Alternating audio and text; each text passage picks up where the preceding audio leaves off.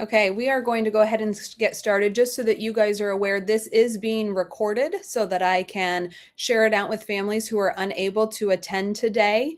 So if you have questions, please feel free to stick around. We will have some time for questions, but I will end the recording at that point so that we don't have to have those questions on the recording. We are starting a collaborate, educate, and participate, building collaborative educational partnerships with families to support student growth. I am Paige Woodhouse. I'm the Director of Special Education for Caston, Eastern Pulaski, and Pioneer. This is my first year as the director, and looking at getting some more parent involvement and including families, providing information to you guys throughout the school year. So this is our first opportunity to hold one of these sessions, but I look forward to continuing these sessions and growing together as we continue to learn and best support students through this process. So thanks again for joining. Today, we're going to talk about the new IEP program called Powerschool Special Programs. We're going to talk about the digital signature process within that program. We're going to talk about the DOE parent survey and then touch on some teacher of record contact and confidentiality. I do think that we'll be a 15-20 minute long. So thanks for taking your time to meet with me today. As many of you are probably aware, the Indiana Department of Education stopped using PCG in June of 2025. PCG was the program that held all of our IEPs. And they launched Powerschool Special Programs for IEPs and ILPs, Individualized Learning Plans, in late July. What I have reminded parents and teachers from July to now, we are still writing IEPs in accordance to Article 7. Article 7 is the state law about special education. We are still writing IEPs in compliance with Article 7. It is just a different program. And so with that, it does add some added headaches and some time and some confusion that we have to work through. And it is a learning curve and it is a process for my teachers and my staff, as well as for you guys as parents. If you've not had a case conference yet this school year, your child's IEP is still current and active.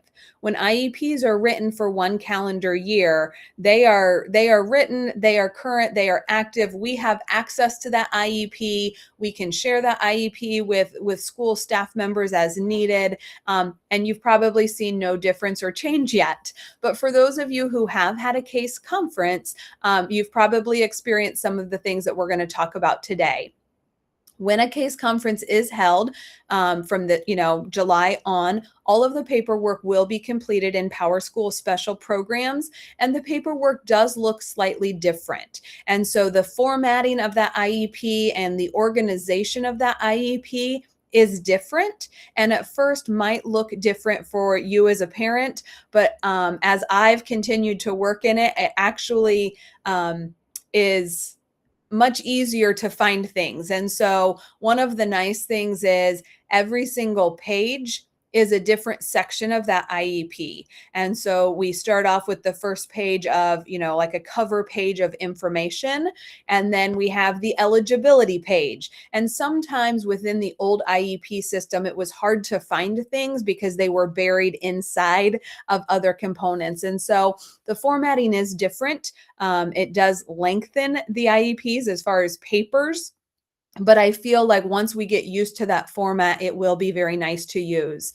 As a reminder, when we talk about an IEP, it is that personalized plan for your child to ensure that students receive appropriate support, services, and accommodations in order to access and participate in their education.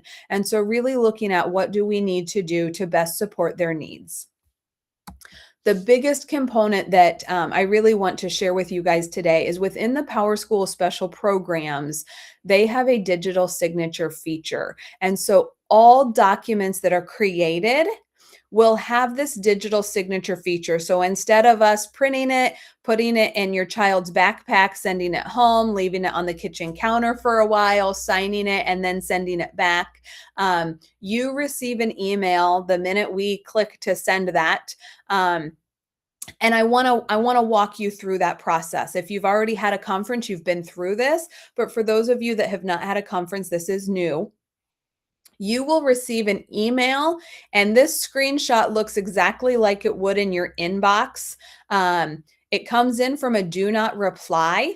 And so for parents, myself included, I would delete a do not reply email and I would never even open it. So I really wanted to educate parents and share with you, like, open this up. This is important. It is legitimate. Open up this email. And so this one says notice of case conference. We're going to walk through what that notice of case conference looks like, but an IEP is very similar. Implementation of IEP. So you open up that email in your inbox and you're going to get this email coming from do not reply at specialeducation.powerschool.com. And you see this big blue signed document. And when you click this signed document in the email, you will see it will pop up this new box. And this is true even on an IEP. I've had many parents call me and say, I'm not signing this document until I can see it. And I appreciate that and I respect that. But what I want you to understand is this is just creating your signature. This is not you signing the document. So when you first get this create signature, you would put your name and your initials here. You have 4 different styles, and this is just an image, so I can't show you, but when you click on these different styles, one is just standard print, one looks like calligraphy, one looks like handwriting, or you could click this draw right here, and it allows you to use a mouse or your finger to draw your signature right in there. So you would create your signature, and then you would scroll down to see these next 2 things here that say signature authorization. And this first box is required that you are agreeing that when you use your signature, it is your representation of your signature.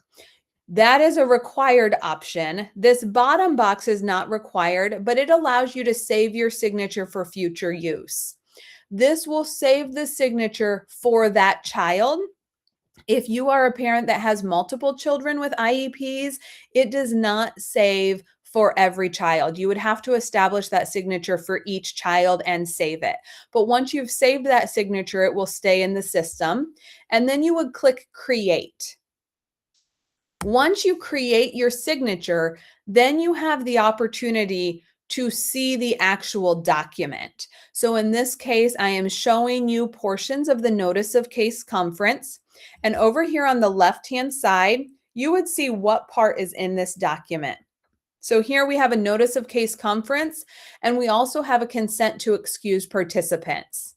If you were looking at an IEP, down this side, you would have every portion of that IEP, the cover page, eligibility, accommodations, transition, goals, provisions, and they would all be listed here, and you would have to go through each section and turn them to blue. So when you look at this notice of case conference, you see the date and the time and the place of the meeting. Information will be listed. You have this next button. You have to choose. Anything here in pink is where you have to select something. So whether you plan to attend, you would mark I plan to attend, and then you click sign. When you click sign, that signature that you previously saved will pop into that box, and it will no longer say sign, it would show your signature. The next portion was that consent to excuse. And in this, the teacher of record who created this document was requesting to excuse the student, the teacher, the general education teacher, and the public agency representative. Just so that you're aware, your document would be filled in here with actual names. For confidentiality purposes and privacy, I have removed those names so that they cannot be seen. but the teacher of record is requesting this excusal. You as the parent have to agree to excuse them. So these are the three people that they were requesting, and I clicked the student and the gen ed teacher, but I do not want to excuse the principal. So don't click that. Once you click whoever you want to excuse, there is a signed document here that puts your signature, and then you click submit. So your signature will be in here and you click submit. Following the submission of that signature, you will receive a follow-up email, once again from Do Not Reply, that says signing is complete for the notice of case conference. You will get an email confirmation. Signing is complete for the IEP annual case review. So you know that that signature has actually been sent, and we receive it instantly. And one of the huge benefits to this is we don't get things lost in student backpacks, and we're also able to obtain consent to test very quickly. And so sometimes when we send you a document, if it takes a week to 3 weeks to get that document signed and back, that is no longer happening, because our staff is able to send that to you in an email. You can sign it right then, and we get notified in the same way the minute that it's been signed in our inbox. And so we're able to obtain these signatures in a much more timely fashion. We do have some variations with that digital signature. So like I said, once you have saved your signature for future use, you will not have to go through that initial established signature component like I talked about today. Your signature would be there. You would just have to view all components of that document. When you are signing consent to implement an IEP, you do need to read through every section of the IEP before you can go to the signature page. So just as I showed you the notice of case conference and the consent to excuse participants, you will see all of those components. And what I am telling parents is, it is very important that you read through the IEP. This is you going through that IEP to say, oh yeah, this is what we talked about the case conference. This is accurate information. And then when you get through all of that IEP, you have the opportunity to sign it.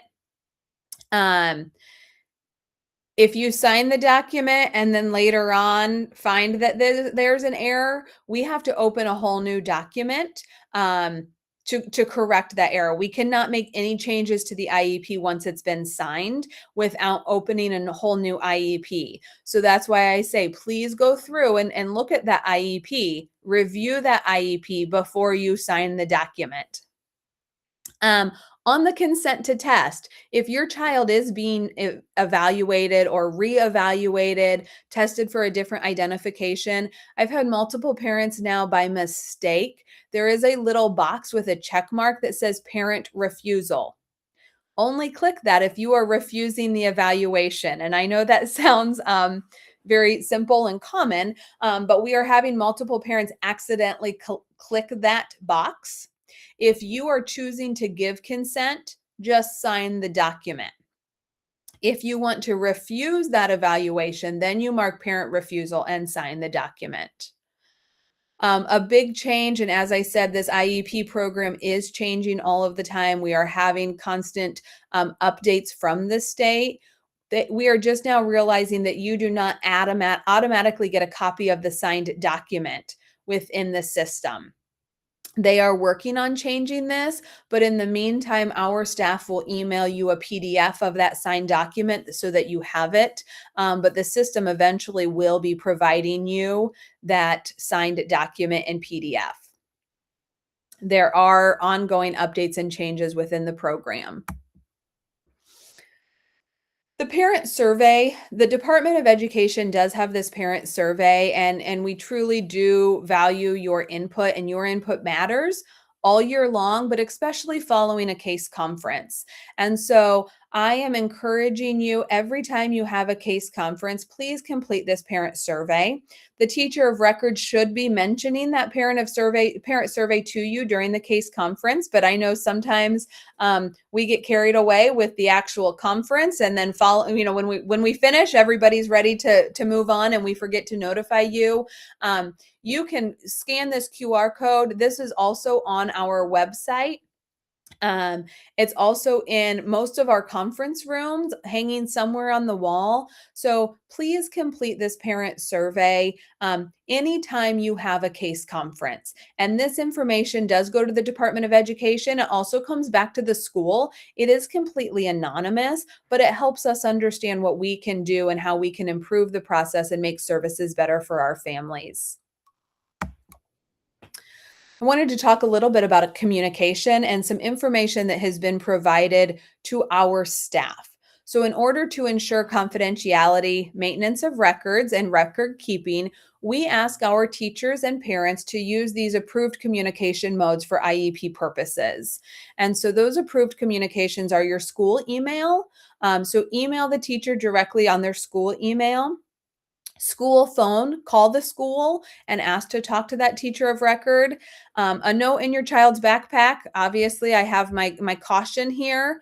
I always say be very careful with this. If you do send a note in your child's backpack and you don't hear back from that teacher, you probably need to follow up, because did it come out of the folder? Did it come out on the school bus? Did that note actually get to where it was supposed to go?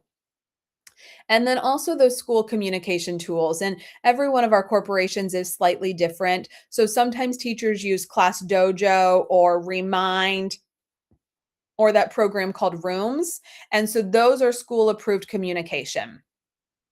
Staff have been directed to not communicate with parents on their personal cell phones, via text messaging, on their personal email, or through social media like Facebook, Twitter, or Snapchat. And like I said, this is all for confidentiality purposes and for maintenance of records. So I am asking you guys as parents as well, even if the teacher of record is one of your personal friends, if you need to talk to them about your child's IEP, please do it through school email or school phone or school communication, because we don't want messages out there on Facebook and then run into issues. So we are just really reminding our parents and our staff of those approved communication tools for IEP purposes. As a reminder, we really do want to stay connected. If you ever have any questions or concerns, and you don't feel like the teacher of record or the building administrator is able to address those, you are more than welcome to reach out to me as the director of special education. My phone number is there. My email address is there. We do have a special education website that is on all three districts' websites. So if you click on special education, you will go to our special education website where you can find additional contact information and just general information. There are some parent resources, and that is something that I will continue to be updating and adding to throughout this year, as I am new to my position and feel like there are some things that also need to be there. I really appreciate you guys joining. I saved the date because we are going to have another CEP with families on February 20th at 12 o'clock. We will go through a new topic. I do have a variety of different things, but if you have questions or concerns, or you think, I know there are a lot of parents who want more information about a certain topic, please let me know of that. We are going to try and have these quarterly parent meetings to collaborate, educate, and participate.